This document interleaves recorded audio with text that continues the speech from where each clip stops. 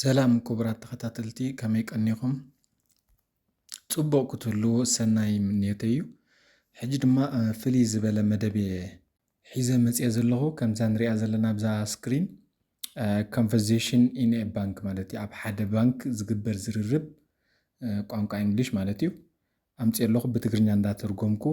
ጎኒ ጎኑ ብትርጉም ትግርኛ ኣለዎ። ከምኡ ይኸውን ናይ ሎማዓንቲ መደብና ማለት እዩ። ስለዚ ብጽሞና ንከታተል። ሓደ ሕጂ እዚ ንሪኦ ዘለና በዓል ኦኪያለ ዘሎ ብኣኒሜሽን ስእሊ ንሱ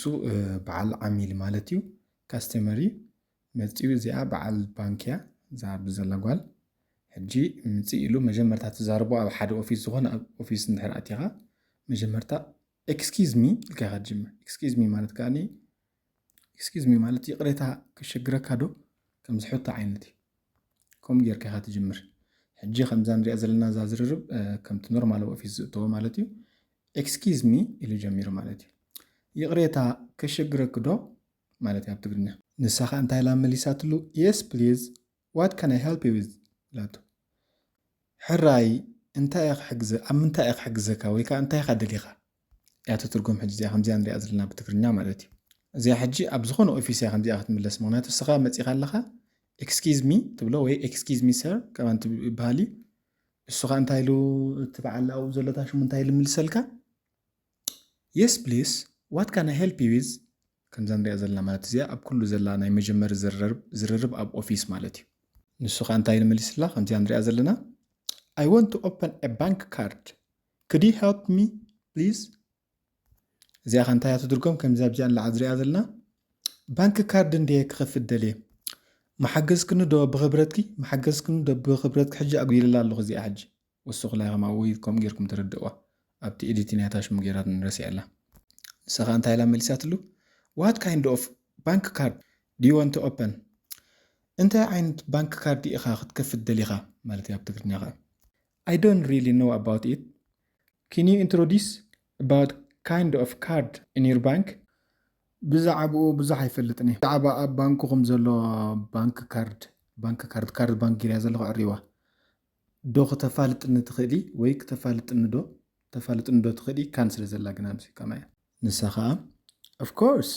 do you already have a bank account in our bank? of course ሕጂ ኣብዚ እወ ክእል እየ ካን ዩ ስለ ዘላ ተሕቶ እወ ማለት እወ ክእል እየ ክእል እየ እንግዲህ ፋታ ኸላ እወ of course ብርግፅ ማለት እቲ እወሲ ብማራ እምበርካ እምበራት ከምዝታሽሙ ዓይነት ማለት ኣትሪራታ እወ ትብል ኣላ። ቀፂላ ባንክ ሕሳብ ኣብ ባንክና ኣለካ ዶ ኢላ ሓቲታቶ። ንሱ ኸዓ yes I have used your bank for 5 months. እወ ንሓሙሽተ ኣዋርሕ ዝኸውን ባንክኹም ተጠቂመ ኣለኹ ኢሉ መሊስላ። Okay, let me tell you some information about our card service. ንሳ ኸ እንታይ ኢላ መሊሳትሉ ሕራይ ብልግላ ሓበሬታ ብዛዕባ ናይ ካርድ ኣገልግሎትና ክነግረካ ትብሎላ ኣይፈልጥን እየ ስለ ዝበላ ማለት እዩ። Currently we are providing different types of bank cards.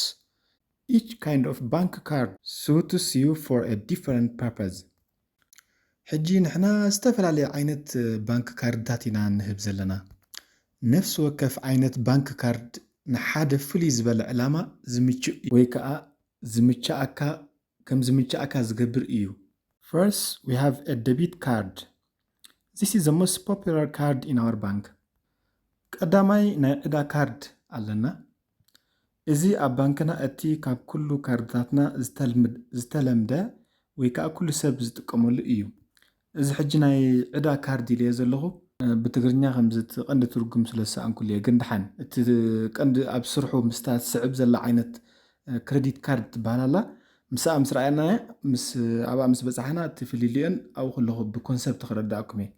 ብትግርኛ ቃል ብቃል ከዓ እንታይ ትርጉም ትህብዎ ንዓኹም ምልከት ማለት እዩ። ሕጂ ግን እዚኣ ዴቢት ካርድ ዝበሃል ከም ዘለዎም እቲ ሞስት ፖፑላር ኩሉ ሰብ ዝጥቀመሉ ከዓ እሱ ምዃኑ ጥራይ ትሕብሮ ዘላ እዚኣ ማለት እዩ። You can use a debit card to pay for goods and services with money in your bank account. ናይ ዕዳ ባንክ በቲ ኣብ ባንክ ሕሳብካ ዘሎ ገንዘብ ጌርካ ንብረትን ኣገልግሎትን ክትከፍል ኢኻ ትጥቀመሉ ማለት እዩ። ንኸምኡ ምኽፋል ማለት እዩ። በቲ ገንዘብካ ኣብቲ ባንክ ዘሎ ጌርካሲ ካብ እቲ ገንዘብካ ሒዝካ ይኽእል ትብልሲ ንዓ ሒዝካ ትኸይድ ኣለኻ ማለት እዩ። ኣብ ኣዘዝ ዝኸፈልካዮ ግን ካብቲ ሓሳብካ ዳይሬክት ትጎድላ ከምዚ ብዚ ናይ ኢትዮጵያ ኣብ ካሊእ ኤቲኤም ገለ ንብሎ ማለት እዩ። ኤቲኤም እቲ ኣገልግሎት ንብረትን ኣገልግሎትን ዝብሎ ዘለኹ ኣገልግሎት ሕጂ ተኮይኑ ከምዚ ሓደ ነገር ዕርየለይ ትብሎ ወይ ገለ ነገር ኣብኡ ትድቅስ ዝግዛእ ነገር ንብረት ኣይኮነን እዚ ዝኾነ ነገር ጌርካ ናይቲ ኣገልግሎት ትኸፍል ኣለኻ ማለት እዩ ናይቲ ዝተገልገልካዮ ንብረት ዝገዛእኻዮ ተኮይኑ ግን ጉዱስ ይበሃል ማለት እዩ ሕጂ እቲ ጥቕምታት ናይ ዴቢት ካርድ እያ ትነግር ዘላ ናይ ዕዳ ካርድ ዝበልናያ ማለት እዩ ሓደ ነጊራቶምሽ ኣብ ታሽሙ ክትገዝእ ትኽእል ኢኻ ብኡ ጌርካ ንብረትን ናይ ኣገልግሎትካን ክትከፍል ትኽእል ኢኻ ናይ ተገልገልካያን ኢላቶ ቢሳይድስ ማለት ከዓ ካልእ ብዘይክኡ ከዓ ካልኣይ ጥቕሚ እያ ትነግር ዘላ ሕጂ You are also able to transfer your money to other people through this card quickly and safely. ብዘይክኡ ከዓ በዛ ካርድ ጌርካ ብቕልጡፍን ብውሑሱን ገንዘብካ ናብ ካልእ ሰብ ከተመሓላልፍ ትኽእል ኢኻ ትብሎ ኣላ ዝተገልገልካዮ ምኽፋል ይጠቕመካ ዝበለቶ ተወሳኺ ጥቕሚ ከዓ ትብሎ ኣላ በዛ ካርድ ጌርካ ብቕልጡፍን ብውሑሱን ገንዘብ ናብ ካልእ ሰብ ከተመሓላልፍ ትኽእል ኢኻ እያ ትብል ዘላ ማለት እዩ You will have to pay $2 each month to maintain your card. In addition, the money in the account needs to be bigger than $5. እዚኣ እንታይ እያ ትብሎ ዘላ ንካርድኻ ንምሕዳስ ወርሓዊ $2 ክትከፍል ክትግደድ ኢኻ ኣብ ርእሲኡ ከዓ ኣብ ሕሳብካ ዘሎ ገንዘብ ልዕሊ $5 ክኸውን ኣለዎ ነታ ካርድ ክትውን እንትኾንካ ማለት እዩ ሕጂ ብዛዕባ ዴቢት ካርድ ኩሉ ነጊራቶ ማለት እዩ እሱ ከዓ እንታይ ኢሉ ሓታ ኣሎ Will I have to pay a fee to open this card? ብትግርኛ ከዓ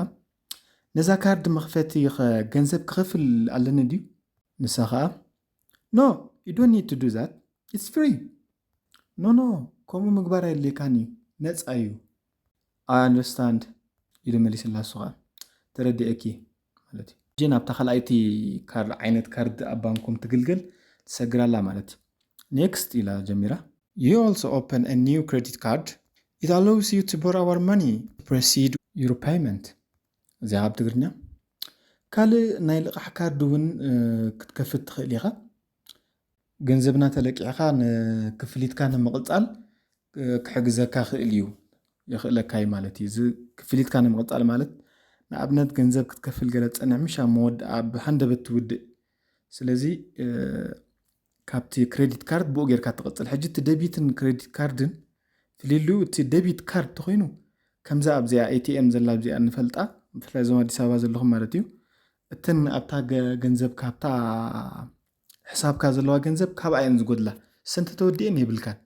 ክሬዲት ካርድ ተኮይኑ ግን ብልቃሕ የለቅሑካ ብዓለምቶም ባንክ ማለት እዩ ድሓር ኣብ ዝተወሰነ ግዜ ኣብ ተሰማምዓካሉ ትኸፍሎ ማለት እዩ ወርሓዊ ዲ ገለ ዲ ስምምዕ ኣሎ መዓስ ከም ትኸፍሎ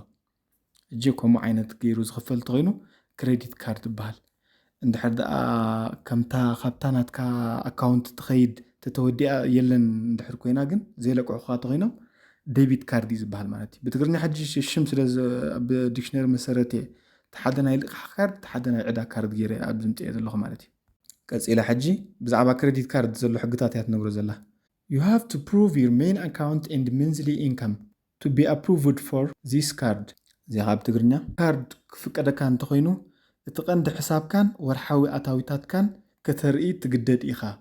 ምክንያቱ እዚ ሕጂ ክሬዲት ካርድ እዩ ወላ ኣብቲ ባንክ ዘእተኸያ ገንዘብ ካብቲ ናቶም ባንክ ኣለቂሖም ክሕልፍልካ ስለ ዝኽእሉ ከምኡ ስለ ዝጠቅም እዚ ናይ ግድን ኢኻ እቲ ናትካ ኣታዊ ወርሓዊ ክትከፍሎ ትኽእል ኢኻ ድሓር ተለቂሕካ ገለመታስ ወይ ኣብቲ ባንክኻ ብዙሕ ገንዘብ ኣሎ ድዩ ከመይ ትእቱ ነርካ ኩሉ እዩ ዝውስኖ ሰኢሎም ኣይህቡኻን ምክንያቱ ፅባሕ ንጎ ተለቂሕካ የብለይን ክትብሎም ትኽእል ኢኻ ማለት እዩ ሕጂ ንኸምኡ እያ ንዕኡ እንድሕር ብቑዕ ክትከውን ወይ ከምኡ ክፍቀደካ ተኮይኑሲ እቲ ታሽሙኻን እቲ ሜን ኣካውንት ናትካ ሕሳብ ካብቲ ባንክ ዘሎን እቲ ወርሓዊ ትኽፈሎ ክፍሊትንሲ ከተቕርብ ክትግደድ ኢኻ ማለት እዩ ክተርኢ ኣለካ ኣነስ ንከምዚ ኣለኒ ግለ ክትብል ማለት እዩ ቀፂላ ንሳ Our bank has a lot of incentive for bank holders who use a credit card. I recommend you using this type of bank card. ሕጂ ሳንታይ ትብሎ ዘላ ሕጂ እዚኣ ኣብዚኣ ዘለካ እዚኣ ባንክ ሆልደር ትብል ዘላ ባንክ ኣካውንት ሆልደር እያ ክትከውን ዝግባእ ነይሩ ናቶም ኣብኡ ፅሕፈት ታይፒን ኤሮታሽም ገይሮም ኣለዉ ምክንያቱ ባንክ ሆልደር ተልካ እንታይ ክትብል ዘለካ ነቲ ባንኪ ወናኒ ትኸውን ኣላ ማለት እዩ እንድሕር ቃል ብቃላ ከይድና እዚ ግን ኣካውንት ሕሳብ ኢኻ ዘለካ ላይሰንስ ሆልደር ከምዚ ሆልደር ተልካ ነቲ ቅድሚኡ ዘሎ ናውን ንዕኡ ትውንኖ እንትኾንካ ወናኒ ከምዚ ማለት እንዲ እዚኣ ግን ባንክ ሆልደር ተኮይና ናብ ካልእ ትርጉም ዝኸይተላ ስለዚ ኣካውንት ሆልደር ወይ ከዓ ባንክ ኣካውንት ሆልደር ኢልኩም ታሽሙ ግበርዋ ሃረ ናብ ትርጉም ትግርኛ ንኸይድ بتقرني حاجة تزاربتهم تحت ترجمنا خمس بسبب يبل مالتي بانكنا نايل قح كارد زتقمو بانك حسابنا زلو بزوح متبابعي زلوا أنا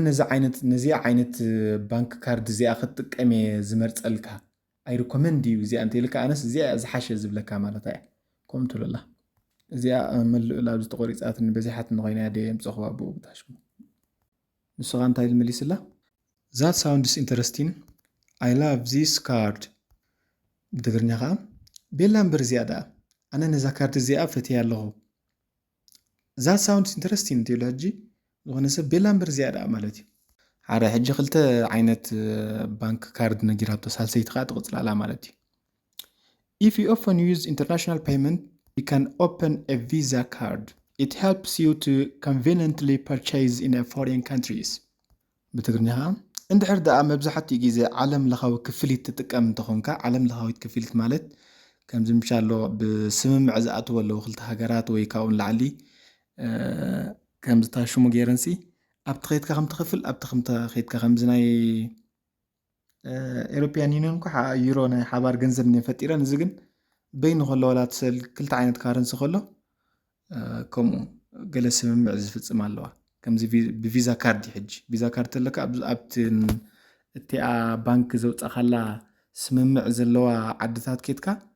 كتكفل تخلي خبال حنت مالتي جنوع يا انترناشنال بيمنت تقام تخون كاسي فيزا كارد كتكفل تخلي خا أب كل هاجرات كيتكاس نبرت كتعدق يخلك كايوت بلا مالتي نسوغان تايل مليسلا actually I never buy anything in other nations إلوا مالتي زي خاب تقرنيا حق نمزراب أب وصا هاجر كيده بفصم زغون نجر جزي يفلتني إلوا مالتي سخان تايلاتو So which type of card will you choose among them? زغان تايتلو زلا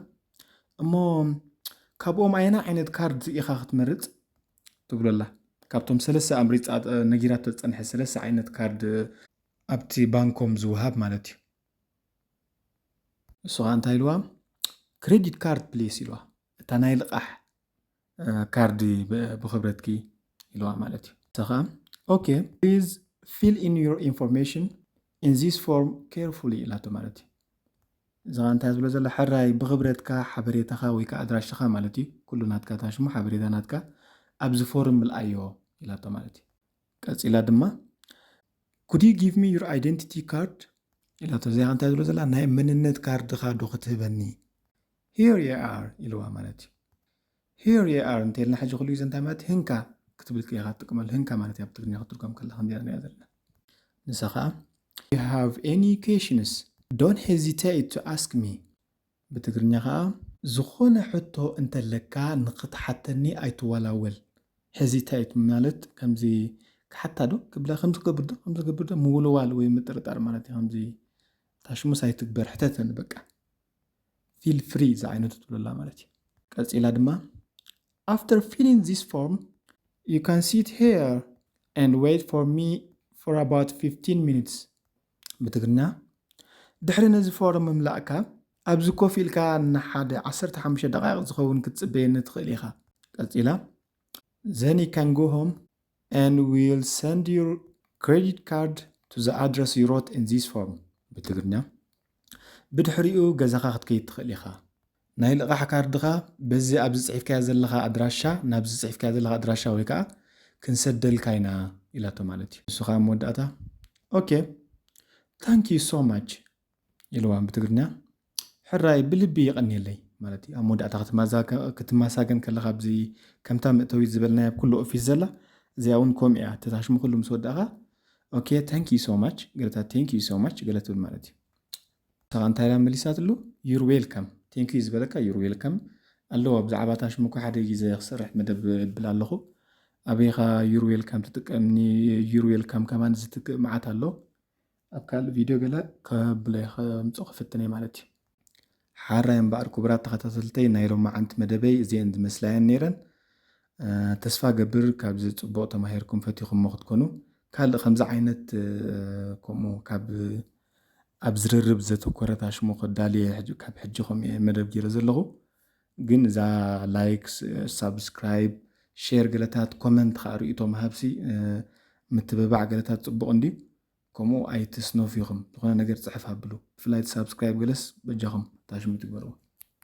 እሞ ሰናይ ንዓኹም በሉ